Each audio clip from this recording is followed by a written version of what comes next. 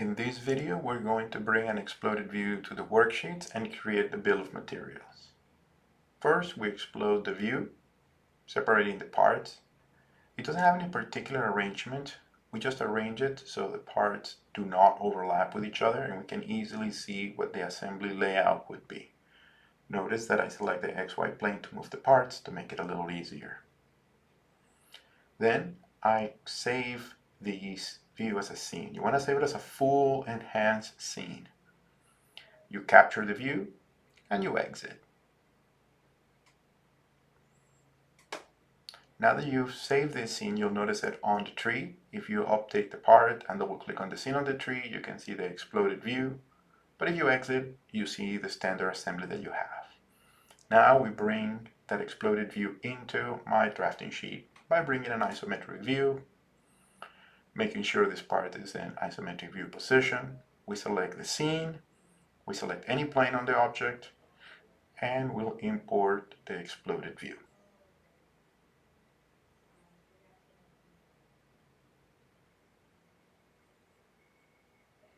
Now we make sure that we rename our sheet.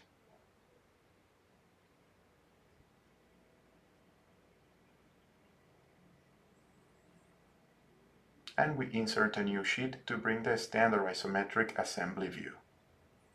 In this case, we select the top of the spec tree, which is our assembly as shown, and import it in. So you see the process is the same, except you select a different item on the specification tree. We rename this sheet again, and they're slightly out of order because I want this one to be before my exploded view, but that's not going to be a problem. I simply go ahead and reorder it. I move this sheet below my assembly view.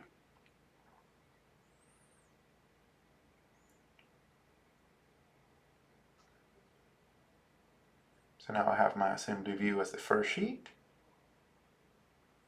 and I can start working on the bill of materials. First, I number the parts. Just generate the parts by clicking on the assembly. You want to replace any existing number that exists, and now we're able to edit the bill of material format. So we go to analysis, bill of material, and here we go to define formats, and we want number, name, quantity, and type. Not only for the bill of materials, but also for the recapitulation in case you have subassemblies. Here you can copy them, move them however you want, but ultimately you want this thing to be in number, name, quantity, and type. Then click OK. Now we can switch back to our drawing, add a new sheet where we're going to place our bill of material, go to Insert, Generation, Bill of Material, and we select our product. Click anywhere to place your bill of material. We don't need the recapitulation because I don't have a subassembly. And we can see the number in the CATDrawing generated for my part. We rename our sheet to know that this is the bill of material. And we go to the exploded views.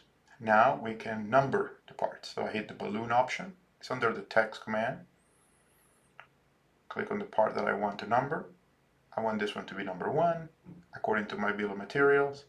I want one of the pins to be number 2. If I click somewhere else, I can just press escape key and cancel it and place it where I want to. And I can add additional leader lines to the additional pins.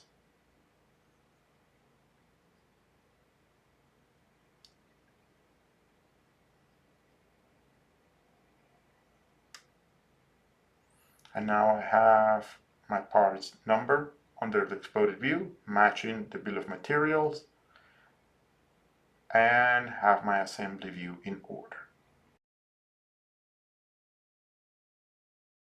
Another option is to automatically number your parts. So we go to the command here that says generate dimensions. We do not use that. We use generate balloons. We click on it, and it automatically generates the numbering based on the numbering scheme of the assembly.